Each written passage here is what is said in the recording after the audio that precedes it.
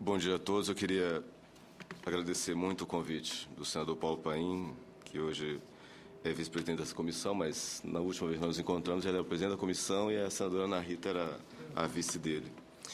Queria agradecer de verdade a presença dos meus amigos que tanto tempo aqui em Brasília discutem esses assuntos com a gente aqui. A professora Maria Rosa, o professor Carlos Pena Brescianini, faz parte do nosso GT de mobilidade, junto com uma porção de outras pessoas que estão nos assistindo aí. E eu mudei um pouco, analisando e ouvindo todas essas pessoas importantes que estão fazendo parte dessa mesa, eu repagino de imediato tudo que eu pensaria para a minha apresentação ali. Uma das mais importantes, e aí a história de com um cidadão, membro da sociedade civil, e hoje prestando serviço em apoio às instituições que trabalham com mobilidade, no caso do DF, na Câmara Legislativa do Distrito Federal, como consultor técnico dessa área, eu me pergunto sobre senadores, senador Randolfo, senador Paim, nossos amigos que estão aqui na mesa, nossos funcionários da comissão. O que nós vemos nessas reuniões, nesses conselhos, nesses fóruns, nas nossas audiências públicas, basicamente eles são uma permanente repetição de tudo que nós falamos entre nós durante anos. Viu, senador? Olha, com pouco mais de 18 anos mexendo com isso, e tem gente aqui muito mais antigo que eu, dá dezenas de fóruns e reuniões que nem essas, em que nós apresentamos os diagnósticos. Então, olha só que curioso, nós temos praticamente todas as soluções na ponta da língua.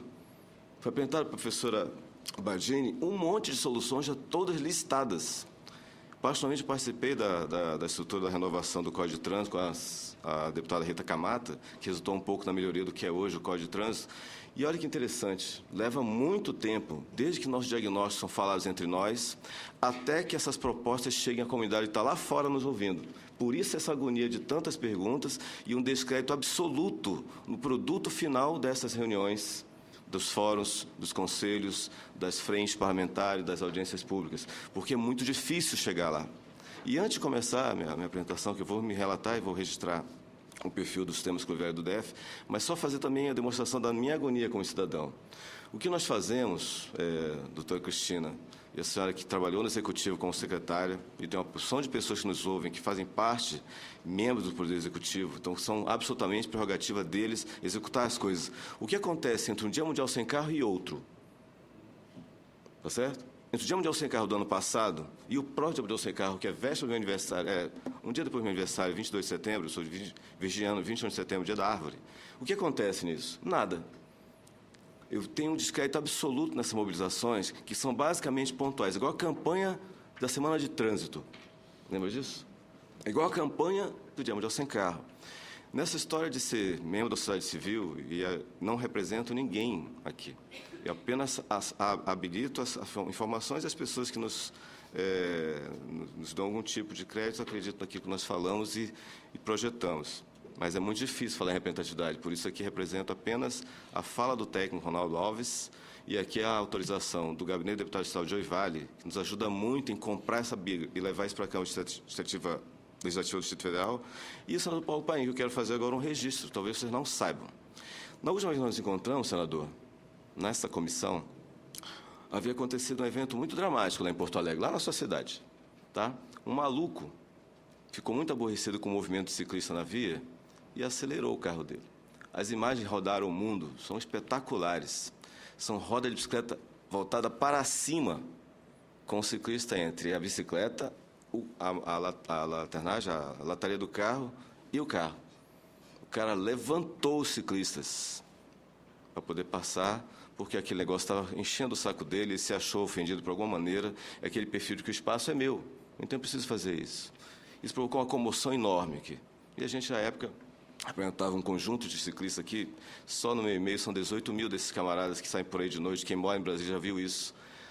Todo dia de noite sai um grupinho, sai lá do Parque da Cidade, roda essa cidade todinha, que chama Pedal Noturno DF. Tem 8 anos.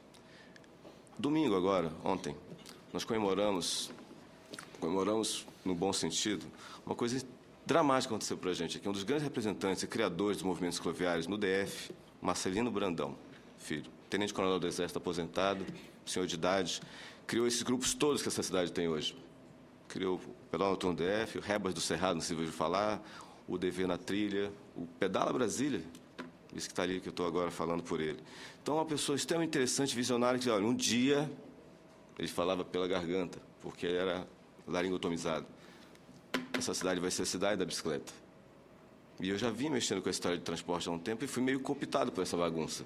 Ele é muito bem-humorado e ele faleceu de câncer essa semana passada. E ontem foi nosso pedal de comemoração a ele. 350 caras na trilha lá do Tororó, fizemos 1 minuto de barulho em homenagem a ele. Não é 1 minuto de silêncio, mas de barulho em homenagem a ele. Uma pessoa que a gente gosta muito, eu queria muito que ficasse registrado nessa casa a presença e a figura dessa importante do ciclismo brasileiro chamado Marcelino Brandão Filho. Mas, de novo, essas ações, esse diagnóstico, essas nossas reuniões, elas demoram muito. Então, entre o próximo Dia Mundial Sem Carro, que vai ser agora 21 de setembro, e esse, eu vou registrar a presença do senador. Acontecido esse evento lá em Porto Alegre, nós chamamos uma audiência aqui. Nós não chamamos uma audiência, aliás, bolamos um evento lá fora, eu registro as pessoas sempre, porque elas existem e merecem ser valorizadas. É um amigo da gente chamado Weimar Pentegeu, trabalha com turismo de aventura, ciclista, atleta. Vamos fazer um evento para chamar a atenção do Congresso, que isso é muito sério. E fizemos um enterro simbólico do Código de Trânsito aqui no gramado, na frente dessa casa. Conversamos com um camarada chamado Canindé. Canindé, eu quero mais do que o evento. Chama o seu senador para ele receber a gente lá na rampa. Não estava previsto nada do que eu vou contar daqui para frente. O senador Paulo Penha receber a gente na rampa, dizer a parte dele e voltar para dentro do Senado. Na porta da rampa, falou, não, leva a gente para dentro da comissão, que você é presidente da comissão, e vamos fazer uma audiência emergencial para tratar do assunto segurança de ciclistas. Ele ficou meio assim, como assim? Porque não tinha convocado os outros membros da comissão, é necessário ter um rito.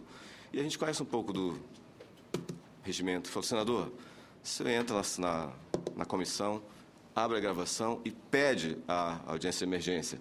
E diz pelo que você está dando motivo, que era aquele evento que aconteceu em Porto Alegre. Automaticamente foi feito isso, e da porta da rampa, para passar toda aquela galera para dentro, foi um passo, não é, senador? Então, conseguimos colocar as pessoas aqui dentro.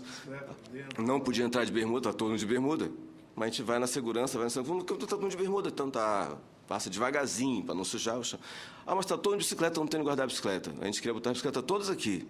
Não deixaram também. Mas é a história do meu trabalho, é mais planejamento e desenvolvimento.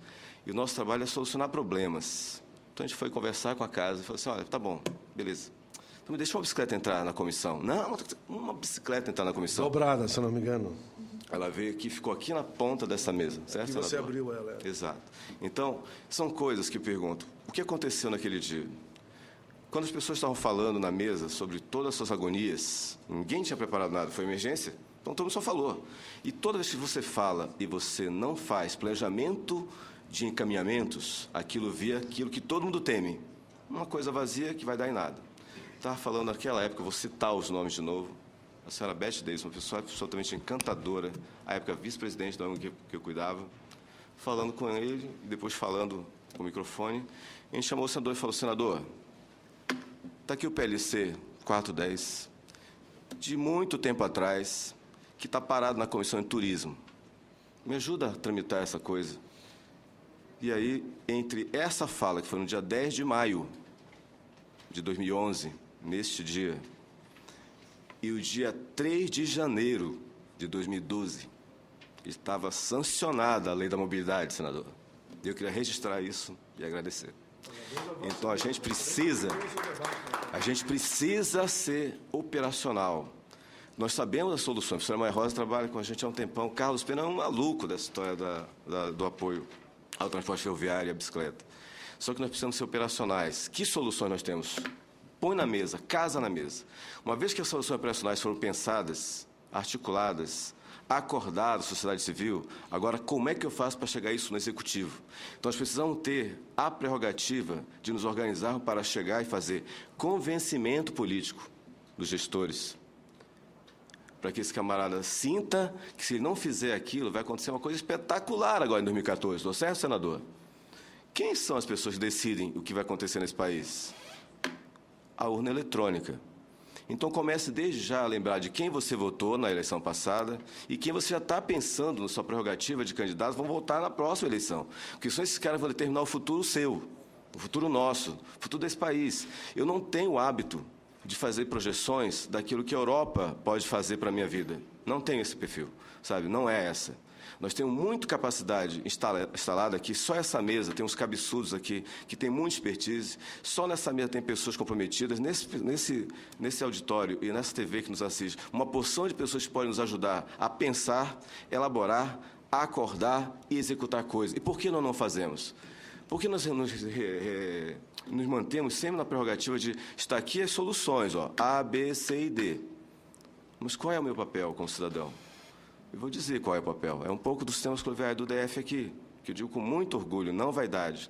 É a capacidade que nós precisamos ter de interferir, inferir em governos sem compromisso, em governos sem responsabilidade, sem informação e sem capacidade. Ele tem que ser pego pela mão e fazer. Estou certo, senador? Senão ele vai apenas passar os 4 anos já pensando, quando completa 2 anos e meio de mandato, na sua próxima eleição. E você vira de novo aquele pato que vai ser, de alguma maneira, enganado na sua campanha eleitoral futura.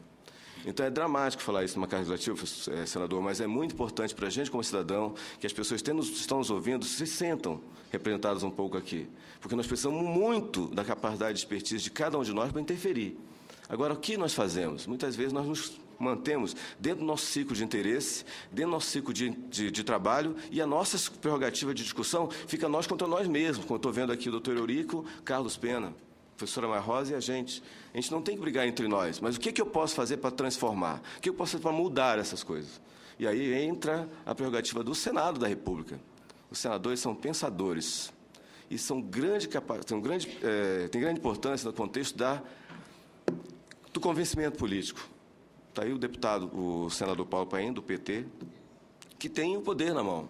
Então, o que o senador Paulo Paim pode nos ajudar agora, já, para que essas coisas, efetivamente, senador, possam sair daqui com proposta de ação, sabe? Porque toda vez que você tem um executivo montado, ele está cercado de assessores, e esses assessores trazem as prerrogativas dos seus pensamentos, das suas articulações, das suas concepções e até dos seus envolvimentos pessoais para dentro do Executivo. E é aí que se torna essa bagunça toda, e você não conseguir modificar o sistema de transporte público de lugar nenhum, com apenas soluções pontuais em locais espalhados pelo Brasil e algumas coisas mais estratégicas já consolidadas no mundo inteiro, porque são países muito antigos, cidades muito antigas, que já passaram pelo procedimento que nós passamos de má cidadania, aprenderam, apreenderam e executaram. É o que nós mostramos na França, na Inglaterra, na Alemanha, em sistema metroferroviário. Mas estamos passando pela fase intermediária, viu, Carlos? Que é a fase do vamos brigar muito com esse BRT. Sabemos a dificuldade, é muito poluidor, mas vamos ter que engolir isso nos próximos 10 anos, até que a gente consiga sair dessas mesas e chegar lá e interferir, certo? E essa é a proposta. Quem trabalha com planejamento de desenvolvimento sabe que não tem planejamento de curtíssimo prazo, doutor Eurico. Planejamento de curtíssimo prazo é o que foi planejado, porque são ações para ser executadas amanhã ou anteontem. Tudo em planejamento é médio e longo prazo. E transporte, mobilidade, é tudo médio e longo prazo. E existe uma necessidade urgente de falar com o planejamento urbano, que não está nessa mesa. Mas é ele que dita para onde nós vamos, como vamos, com que qualidade nós vamos deslocar. E essa é a prerrogativa, um pouco desses fóruns, que você consiga associar mobilidade sustentável, planejamento urbano, qualidade de vida, saúde, economia. Tá certo? E nós precisamos muito nos incorporar nessa maneira. É difícil? É, mas é um pouco da tarefa de cada um de nós, sabe? Muito mais do que, às vezes, nos manter entre nós discutindo sobre o perfil A, B ou C. Mas focando aqui no perfil do que eu quero conversar. Batendo nessa história de que nem tudo que nós temos hoje está perto dos nossos sonhos e muito mais, tá certo? Aquilo que nós idealizamos, muitas vezes, está tão distante, milhares de quilômetros, porque está lá na Europa. Mas, olhando para o nosso pé, o que nós temos aqui? Trabalhando no Distrito Federal, morando no Distrito Federal há 27 anos, a gente negocia, conversa e fala sobre bicicleta como transporte, bicicleta como lazer, esporte. Nessa cidade há pelo menos 12. Passamos muitas horas do lado de fora do governador Joaquim Roriz, lá na casa dele no Parkway, para nos receber, porque naquela época tinham morrido 65 ciclistas atropelados. Quando você fala ciclista morto nessa cidade, a gente fala só do ciclista morto na hora. No máximo, alguns dias depois do atropelamento. Depois sai da alçada de morte de trânsito e vai à morte por doença. Então, 65, 71, 72 mortos. E aí começaram a nos receber, porque é muita gente morrendo no trânsito atropelado em cima da bicicleta. E aí, por conta dessa história, foi criado um grupo de trabalho, por um decreto desse mesmo governador, e aí começou uma discussão bacana sobre o que nós temos de soluções para cá. E aí a história é, o que tem que fazer? Correr atrás do ideal é o que todos nós temos a tendência. Ter aquilo que é viável, pelo menos para o contexto político, sociopolítico que nós encontramos hoje, olha, dá vontade de chorar. Mas, às vezes, é uma oportunidade de dar o próximo passo. Quando o cara vai fechar a porta na sua cara, você põe o pé na porta e começa a negociar pela fresta da porta. É um pouco isso que você está vendo ali. Então, esse mapa que está apresentado ali é um sonho de consumo do pessoal que usa bicicleta no Distrito Federal, por enquanto. Então, a malha cicloviária do Plano Piloto do Distrito Federal, que inclui um pouco ali Cruzeiro Octogonal, Plano Piloto, Asa Norte, Lago Norte, Lago Sul e Avenida das Nações Norte e Sul, L4. E esse perfeito todinho está em obra. Ou, no mínimo, está licitado com alguns procedimentos ruins de empresas que faliram, aí é o conceito do executivo, acompanhamento de obra. Mas essa malha cicloviária que está aí, considerando que vamos ter uma prerrogativa de mais IPI zero para carro daqui a um pouquinho, faz parte do contexto de quem está estudando isso e está percebendo o contexto político de uma campanha eleitoral que vai já chegar, eu tenho que beneficiar alguém, vai chegar o IPI zero para carro já já. Esperem, tá? Torço para que não, mas esperem. Mas essa malha cicloviária para o Plano Piloto do Distrito Federal, para quem mora aqui em Brasília, hoje quem mora na Asa Norte já viu isso lá, cortando a grama, deu um monte de trabalho para sair do papel. Pela prerrogativa do histórico que demorou para caramba para poder sair, para poder fazer projeto executivo, e mais ainda, convencer o chefe executivo local agora atual, que é importante isso, porque os demais todos, eu vou lembrar os nomes, tá? De Roriz, passando por Cristóvão, depois por Arruda e mais 4 governadores de tampão, até chegar ao Peixe, ninguém queria saber disso. Mas não temos dinheiro, não temos interesse, até que o mundo inteiro começou a falar de bicicleta. Em 2010, 2009, o cara se tocou. Então, é um pouco disso que a gente cita nessas coisas. Isso aqui é o desenho que está previsto no Plano Diretor de Transporte Urbano, aprovado em 2012, né? No apagar das luzes, no início da Semana Santa, e contempla essa malha cicloviária que os governadores, todos últimos, falaram em 600 quilômetros. Na verdade, são 580 quilômetros de ciclovias, marcada por todas as cidades mais próximas do DF, e se você olhar com calma, tem a previsão de malha de integração. Então, é PTG, é PGU, é PNB, épea, vão ser interligadas com o plano piloto via malha cicloviária. Está no projeto, está ali. Mas a dificuldade danada foi transformar a ideia anterior e inserir isso no plano diretor de transporte urbano. Então, olha só a interferência. Nós fomos mexer com a lei do DF que mexe com o plano diretor de transporte urbano. E aí entra o deputado distrital Joey Vale nessa brincadeira. Tá? É o membro do Legislativo local que nos apoiou, entendeu e conseguiu colocar isso. Além de que, por emenda ao PDTU, também colocamos dinheiro para a calçada, para o Pacto da Mobilidade, porque a gente sabia que não tinha previsão disso, pelo menos no curto prazo, e campanha de educação maciça focada em pedestre, ciclista e mais. Revitalização da área central do Distrito Federal. Então, isso é o que, agora, interessante, daquilo que era uma proposta de micro-rede, virou aquela malha daquele desenho em cruz, virou isso aqui, agora está incorporado, isso aqui é um documento. É um documento, o Plano de Mobilidade para a Bicicleta do DF, feito por um comitê gestor criado nessa brincadeira. Então, você vai lá, interfere e fala assim, ó, governo, para você falar com a gente, não pode falar com um fulano tal, tem que juntar o pessoal da bicicleta. Foi criado um comitê gestor de política cicloviária, ruinzinho na sua execução, mas uma figura importante institucional feita por decreto. Só vai acabar esse negócio por outro decreto, e a gente tem que ter trabalho de não deixar acabar. Mas isso é um documento oficial que pegou aquelas propostas das 2 telas e virou política pública. Então, isso está incorporado na proposta desses camaradas. Se não fizer, aí a gente vai lá no Ministério Público, Tribunal de Contas e cobra deles. Então, olha o trabalho que dá interferir. Não vale a pena ficar só na discussão, tem que interferir. Então, esse é um plano de mobilidade que agora tem 9 secretarias, né, participando, 6 membros da sociedade civil, que colaboraram de todas as maneiras para que isso aí saísse um pouco do papel. Aí vamos para o pior da história. Como que executa? Não tinha recurso. A época que foi feito isso foi campanha 2010, não tinha recurso. Quando tomou posse, a gente passa para dentro e fala assim, olha, a gente já entende orçamento. E vamos procurar onde não foi executado do governo anterior, que foi saído daqui preso, um monte de programa de governo com resto a pagar não executado. E fomos mostrar para o secretário de Fazenda, olha, está aqui, está aqui, está aqui, está aqui, isso. E como transfere isso para um reempenho? Fala o Tribunal de Contas. Então, são coisas que você precisa usar a sua expertise para transformar. Não vale só a discussão, você tem que ir lá. Chora, porque você tem que tomar Dramin para ir para essas reuniões. De qualquer maneira, está aqui um pouquinho do que foi o projeto da doutora Ana Paris, engenheira, que trabalhou para caramba para construir isso, mostra o perfil técnico da malha cicloviária, ali naquele quadradinho de baixo fala do MPA 25, que é um concreto que até atende um carro passar em cima, mas tem 8 centímetros de espessura de KPA 25, 26 centímetros de subbase, uma lona plástica, 5 centímetros de brita. Essa é a malha cicloviária do DF. A gente pode até não gostar dela. Isso aqui é o projeto, uma das plantas, né, de projeto, que mostra ela com urbanização, com paisagismo, concreto e iluminação. Então, a previsão disso, de ser executado, é mínima. Só que está no papel e virou projeto, está incorporado a ideia de executar a licitação. Isso é uma imagem histórica. Isso aqui é a primeira imagem que nós temos de um rasgar do primeiro metro de ciclovia na Asa Norte, lá na 15 Norte, 415 Norte. Deu uma dor de cabeça danada, porque o governo não fala com a sociedade. Então, quando a senhora viu aquele tratorzinho pequeno rasgando a grama dela, é minha grama. E aí fizeram um grande movimento para embargar as obras, porque eu não entendi o que estava acontecendo.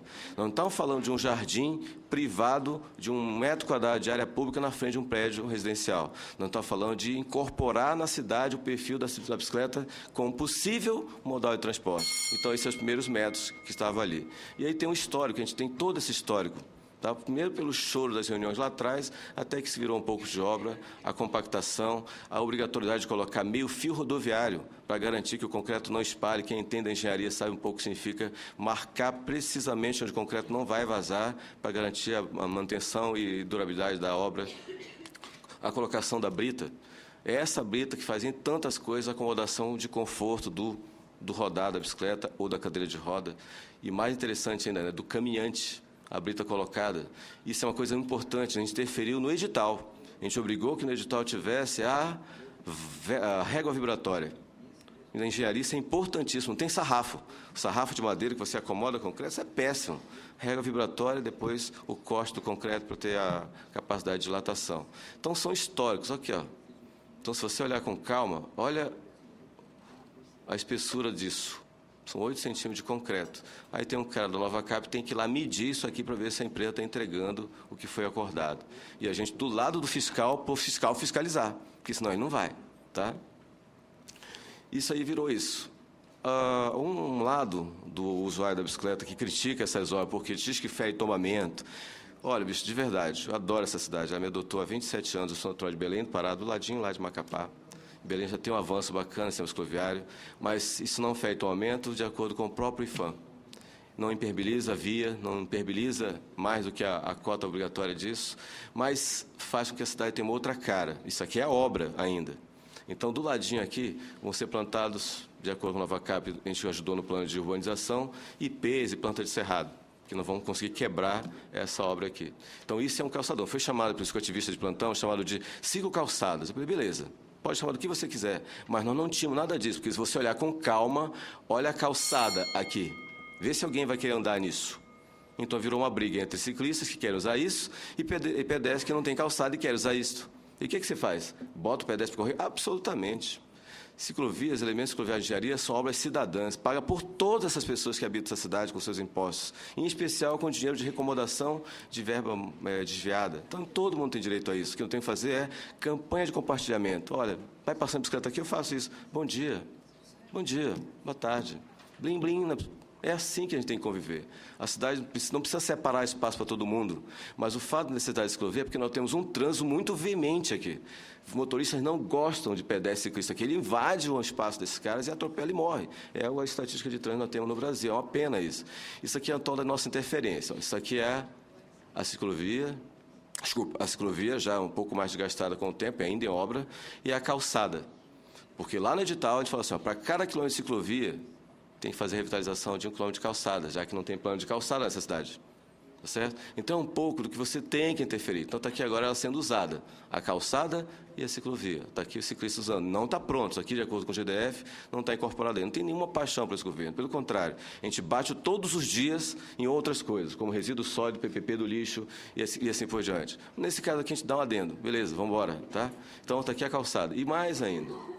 Isso é obra semi-acabada. Agora falta os totens de sinalização, as campanhas maciças de educação para o uso, a integração modal com os demais modais de transporte, a integração da malha. Tem lugares que a ciclovia acaba numa parede, acaba numa calçada, acaba numa pista. Não tem continuação. No entanto, se você voltar, aí a minha visão de 10, 12 anos atrás, falei, caraca, bicho, andamos um pouco. Por isso que eu coloquei no título, alguns avanços.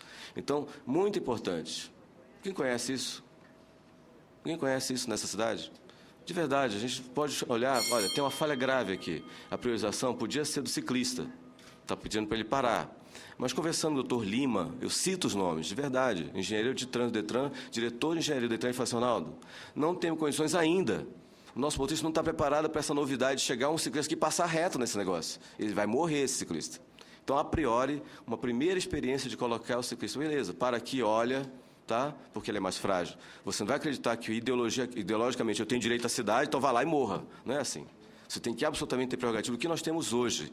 E, a partir daí, dar os próximos passos, próximos passos, próximos passos. Isso aqui é 209 Norte, ali pertinho do France Café, Girafas. Isso aqui é outra coisa importantíssima. Alguém conhece esse prédio? Sabe o que tem à frente dele? Isso aqui é um prédio na frente do Olhos d'Água. Tem uma placa num desses apartamentos aqui, vendendo. Aí eu liguei lá para o corretor. Mas quanto que é o apartamento? 1.600.000, não sei o quê. Puxa, caro. Poxa, mas o que tem esse apartamento? Olha, entre tantas coisas que ele falou, tem a ciclovia passando na frente. O cara está vendendo, para o contexto imobiliário, esta coisinha aqui. Para ver como que você tem que pensar transporte, mobilidade, ciclovia, BRT, VLT, com componentes urbanos de equipamentos. E o quanto que isso impacta no dia a dia da comunidade, que pode ser a melhoria do cara que pedala aqui, a calçada para eles aqui é bem melhor do que as demais quadras, então a bicicleta pode ficar aqui, mas o quanto que isso impacta no contexto do que o pessoal que mora aqui tem sensorialmente que aquilo ali importa para ele. Ganhar um equipamento urbano que não estava previsto. E aí agora, conversando com o Conselho Comunitário da Asa Norte, poxa, brigamos tanto para embargar a obra, né? Mas olha só que bacana, elas valorizaram todos os apartamentinhos da 400 Norte, da 200 Norte. Sabe? Agora da Asa Sul toda. Então, são coisas, você precisa pensar a cidade como um contexto macro, independente dos embrólios políticos, porque senão a gente vai parar, quando esse camarada sair, alguém toma posse, isso aqui para. Não é assim que acontece? Vamos pensar na EPTG, uma obra viária para carros que foi abandonada pelo governador atual. Está lá, parada. Vai ter uma obra de chegada na EPTG, vindo lá de Samambaia, Ceilândia, passando o Tonho em Taguatinga Central, vai ter a outra obra, a continuação da EPTG, pegando a octogonal até o eixo monumental, mas a EPTG, que é do Arruda, ficou lá. Então é um embrólio político que para as cidades, para o desenvolvimento do país. E o cidadão, se tiver alguma oportunidade, alguma experiência, ele tem que saber disso, não se envolver com isso e continuar a caminhada dele, senador. Certo? Porque senão ele para ali. Por isso que eu perguntei para a doutora Cristina, né? O que nós fazemos como secretário de alguma coisa para interferir lá? Vou lá no meu chefe, vou lá no meu prefeito, vou lá no meu governador, vou lá no meu presidente e falo assim, caraca, bicho, é assim que deve fazer. E aí você tem que juntar muita gente para falar isso no ouvido, até que convencimento seja. Um pouco daquilo que são nossas agonias. Atenção com a qualidade do pavimento, tem muita rachadura no pavimento de concreto feito até aí, rachadura, mau acabamento, falta de fiscalização da obra. Ceilândia e Samambaia, especialmente, tá certo? No plano piloto, um pouco menos. Obras paralisadas na Asa Sul, porque a empresa que foi licitada quebrou. A integração urgente da malha entre si, norte e sul, com as áreas de estação do metrô e agora das estações de ônibus. Campanha maciça de educação para o trânsito, focado nesse novo cliente da cidade que chegou, que é um ciclista, repara, e que não é um ciclista que nem a gente, muitas vezes, que tem noção de trânsito, teve a escolinha de trânsito, sabe dirigir, sabe se salvar no trânsito. É o ciclista trabalhador que transporta garrafa de água mineral em Indaiá, na sua bicicletinha, transporta gás de cozinha, transporta carga. Esse camarada não tem a menor noção de trânsito. É para eles que essas coisas aqui vão funcionar. Pode andar na Asa Norte, na Asa Sul, você vai ver essas pessoas se livrando do trânsito. Ao ciclista que goste, tem aspecto físico de 2.000 calorias dia de alimentação e tem algum tipo de noção de trânsito, ele pode andar perfeitamente do ladinho do ônibus lá, do lado da via da direita, como manda o Código de Trânsito. Mas não é fácil com esse trânsito nosso aqui. Antes, só mais uma coisa aqui embaixo. Folha da PTG da PGU, a integração fundamental é isso aqui, ó, a percepção sistêmica do modal cicloviário. Então, ciclovia é uma das ferramentas de infraestrutura cicloviária. Ainda faltam implementação de ciclofaixas, rotas cicloviárias, estrutura de destino para ciclo, bicicletário, vestiário, para o cara chegar em algum lugar, chegar aqui no Senado e trabalhar, né, confortavelmente. E a implantação do sistema de bicicleta pública obrigatoriamente integrada, em termos de tarifa e em termos de estrutura de modal de transporte. Então, isso é um pensamento que mexe com o planejamento de desenvolvimento com 5, 10 anos, tá? Pode ser que até o final desse negócio, essas obras estejam todas acabadas por má fiscalização ou falta de recursos para manutenção. Mas é o caminho, certo? Eu defendo esse sistema em função de saber de pele a agrura que foi convencer o governo atual e os demais anteriores que isso é importante. Peço faço agora um apelo que eu pedi antes para o senador, que todo mundo que está nos assistindo, que tem alguma pretensão política, pense no modal cicloviário como solução para essas cidades, todas. Onde quer que você esteja no Brasil, pense. Porque em lugares que você tem milhões e milhões de carros injetados nas ruas todos os dias, a bicicleta pode sim ser a solução para isso. Em Águas Claras, hoje, em Sudoeste, você está engarrafado dentro da sua garagem. Isso eu estou falando do DF, um estadozinho que tem 53 anos de vida. Imagina cidades maiores, mais antigas. Então, pense nisso. E pense nisso como um contexto político de solução e quando você pode interferir para isso. Então, volto a agradecer às pessoas que politicamente nos ajudarem em algum momento disso. Mas o apelo é mais ainda, senador. Temos uma coisa interessante, peguei aqui, da mesma maneira que a gente fez com o Canidé na última sessão da audiência pública de 2011, eu tenho aqui na mão o resumo da tramitação do projeto de lei da Câmara número 43, 2008. Está desde 2008 tramitando aqui. Uma solicitação antiga, eu peço só um momento rapidinho para terminar. Ela está presente, senador, no seu último registro, no dia 31/7 de 2009, na coordenação legislativa do Senado. Está apenas esperando ser colocado para a pauta de votação. Se nós tivermos na mesa do plenário uma certa folga para colocar isso na agenda, solicito que fique gravado isso. O Instituto Pedal Brasil Mobilidade Sustentável, o Gabinete do Deputado Estadual Joey Vai, na Frente Parlamentar de Mobilidade Sustentável, que coloque na pauta, senador, a votação desse PLC que cria o Dia Nacional do Ciclista, 19 de agosto. É o dia que faleceu uma pessoa importante para a gente, Pedro Davidson, filho da Beth Davidson, do Pércio Davidson, meus muito grandes amigos. Tá? Só para você ver o que acontece quando você não tem cidadania. Não adianta infraestrutura se o cidadão não é compatível com essa infraestrutura. Tá certo? Mas essa logomarquinha aqui, ó, é uma homenagem a todos os nossos amigos que morreram nessa cidade. Usando a estatística do Detran até 2011, 752 caras morreram aqui, atropelados nessa cidade. Isso virou um paraciclo, um monumento e uma joia que está aqui. Tá? É uma homenagem a essas pessoas que morreram e vão deixar um legado, que é a sua própria vida por essa luta, ao qual eu gostaria gentilmente de tomar-me como representante. E eu queria deixar de presente isso aqui, para o senador. É uma joia em titânio e ouro, tá certo? Para que toda vez, senador, se for brigar por essas coisas, lembre dessas pessoas, leia do movimento cicloviário do DF e leia do Pedro Davidson.